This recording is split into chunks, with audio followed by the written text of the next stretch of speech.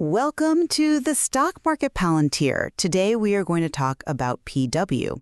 Power REIT is one of the most compellingly unique and volatile tickers we've looked at recently. It's what we'd call an idiosyncratic nano-cap, a tiny company defined by these highly specific, often conflicting assets. It sits right at the intersection of high-risk controlled environment agriculture, so mostly cannabis greenhouses, emerging renewable energy land leases, and, this is the strange part, legacy railroad land assets leased out to Norfolk Southern. The stock has had it's had a brutal life. A catastrophic collapse from highs near $80 to well under $1, all due to major tenant defaults. But in November 2025, we just saw this spectacular, if a little short-lived, resurgence. It peaked with a 33% intraday surge. So the central question, really, that dictates whether this is worth following is this. Is this price appreciation fundamentally sustainable? Is it driven by, a verifiable financial recovery and actual de-risking? Or is it primarily this fragile, transient thing, an artifact of speculative noise and some very complex market microstructure dynamics? And that's the core of it. I'm coming from the perspective that the recent milestones, particularly a return to profitability and resolving those major regulatory threats, suggest a legitimate deep value turnaround is underway. The fundamentals are the driving force here. And I come at this from the view that while management certainly stabilized the ship, the recent price movement is just disproportionately and I think unreliably influenced by market mechanics. We're seeing extremely high dark pool usage, a tiny float, and a lot of speculation driven by conflation. I'd argue the rally is structurally fragile. It just lacks that durable fundamental support you need for a long-term investment. The market microstructure, not the balance sheet, is in the driver's seat right now. Okay, so my core thesis is that the recent price action is completely justified. It's justified because PWS successfully executed a necessary pivot. They shifted from being a company that was priced for, imminent bankruptcy and liquidation to one priced for clear survival. And that shift alone demands a repricing of the stock, independent of any future growth. The most compelling evidence for this structural shift came directly in the Q3 2025 earnings report. Posting an earnings per share, an EPS, of 2 cents. That marks a profound psychological and operational swing to profitability. It's symbolic, sure, but it's critical. This is in sharp contrast to the previous painful losses. We're talking about moving away from the negative 98 cents they reported in Q4 2024. This validates that management's drastic cost rationalization, what I'd call operational radical surgery, it actually worked. It stemmed the bleeding from those catastrophic cannabis tenant defaults. And beyond the income statement, you have the tangible asset floor. That's provided by their Pittsburgh and West Virginia Railroad subsidiary. We often overlook this part. 112 miles of infrastructure leased to a blue-chip company, Norfolk Southern, under a 99-year agreement. That fixed, long-term revenue stream offers a predictable, tangible liquidation floor. In fact, during the depths of the collapse, the implied value of just that asset often exceeded the company's entire enterprise value. Right. And finally, they resolved the critical regulatory threat. Through a successful accounting maneuver, they reclassified the Series A preferred stock. By moving that liability-like instrument to permanent equity, they boosted stockholders' equity to roughly $10 million. This resolved the imminent threat of being delisted from the NYSE American. And that regulatory cure is essential because it makes the stock investable again for any fund or institution that's mandated to only hold exchange-compliant securities. I absolutely respect the tenacity management showed navigating that cliff. I do. And resolving the NYSE delisting threat was, without a doubt, critical. But framing a 2-cent EPS as a profound swing to profitability might be overstating the case a little when you consider the enormous top-line damage. I think it's about the direction of travel. Well, my core thesis remains. The dramatic price movement is disproportionately influenced by transient speculation and market mechanics that really prevent efficient value realization. Let's start there. We see exceptionally high off-exchange volume. On November 24, 2025, the volume of shares traded away from public exchanges in dark pools It spiked to nearly 70%. Now, when we talk about dark pool internalization, we mean large institutions executing orders privately off exchange. When 70% of your volume is internalized, it suppresses legitimate buying pressure. It signals that market makers, who are trying to capture the bid-ask spread and hedge their positions, are dominating price discovery, not organic fundamental investors reacting to that marginal 2-cent EPS. Okay.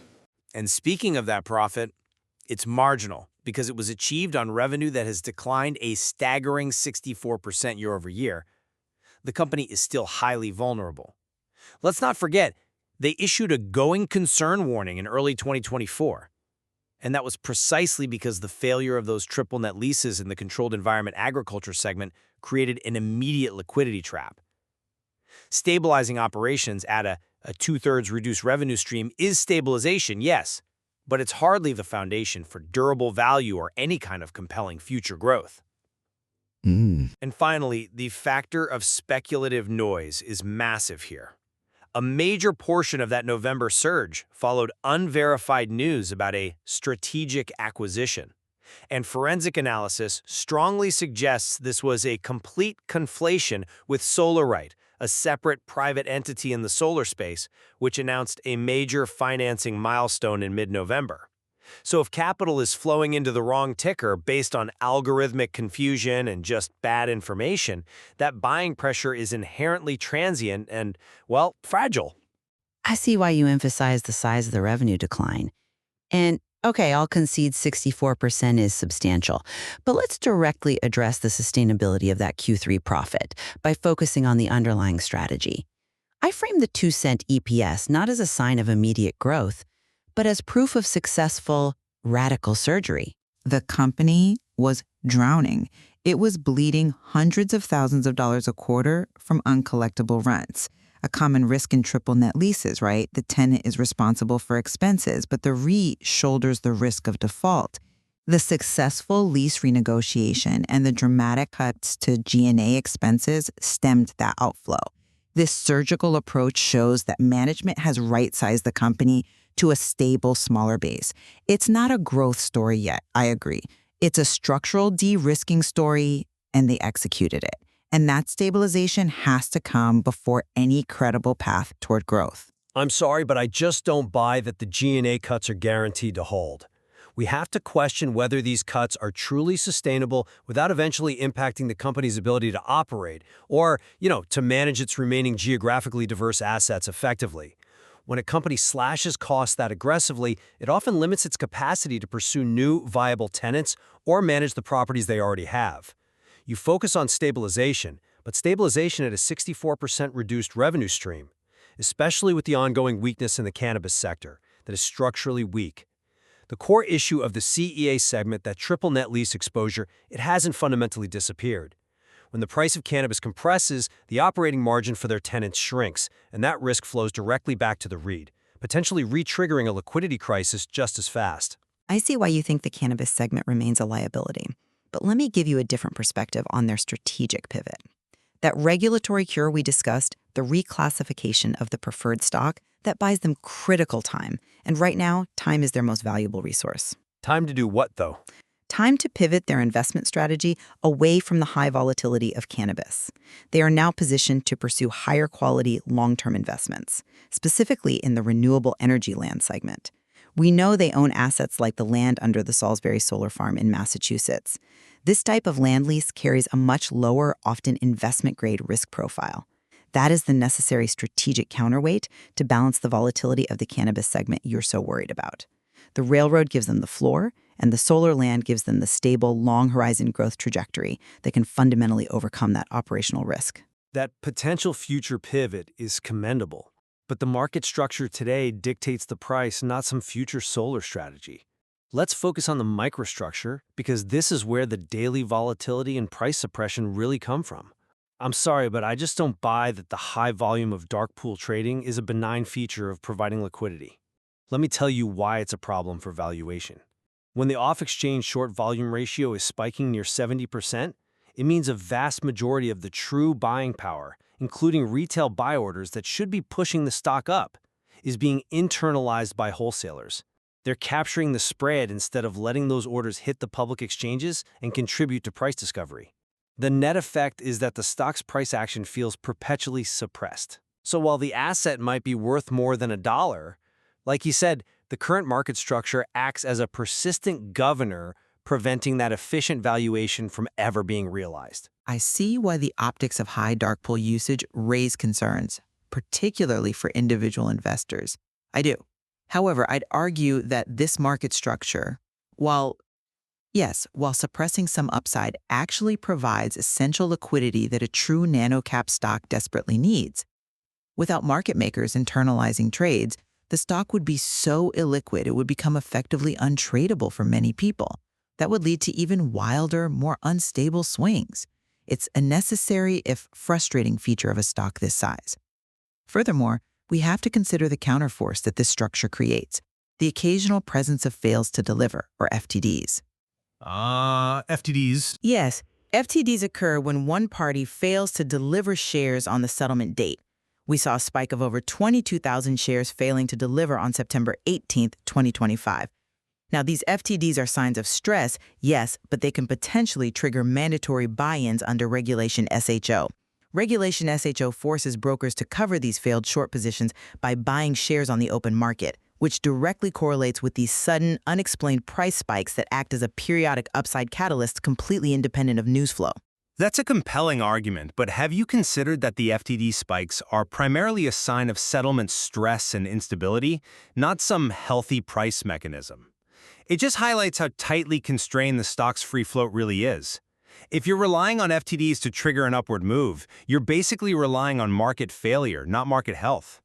And moreover, the mechanism for shorts to cover is fragile. You mentioned the days to cover ratios reported as low, between, 0.64 and 1? While that number seems to suggest a quick exit for short sellers, if volume dries up, which it often does abruptly in these nanocaps, that low DTC ratio is highly misleading. It means a short exit door just vanishes. Poof!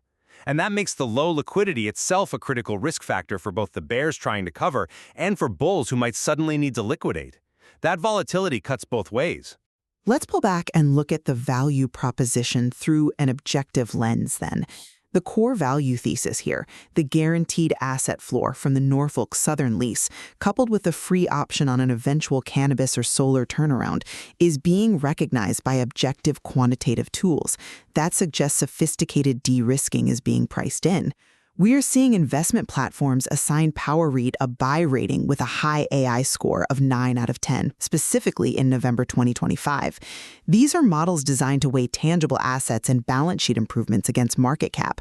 This tells me that sophisticated models are seeing the deep value and successful turnaround potential based on the improved balance sheet and that Q3 profit. It means the recent price movement isn't just relying on fleeting speculative noise.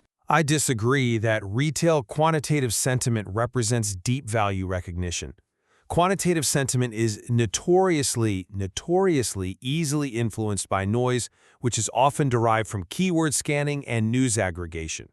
The confusion with the private entity Solarite is the perfect example of garbage in, garbage out. Solarite, the private company, announced a major financing milestone in November for its 3-gigawatt pipeline. This triggered algorithmic keyword scanning and led to capital flowing directly into the PW ticker. This means a significant portion of the current buying pressure is fundamentally transient. It could reverse instantly once the market or the algorithm clarifies the distinction or when the next Solarite news cycle begins. The buying is unverified and completely unmoored from PW's actual material events. Okay, I concede that the confusion with Solar RIT likely provided an undue tailwind during that November surge. However, we both agree the company has averted the immediate, existential risk of delisting and insolvency. The confirmed improvements, the return to profitability, the cost rationalization, and the NYSE compliance, those are verifiable facts.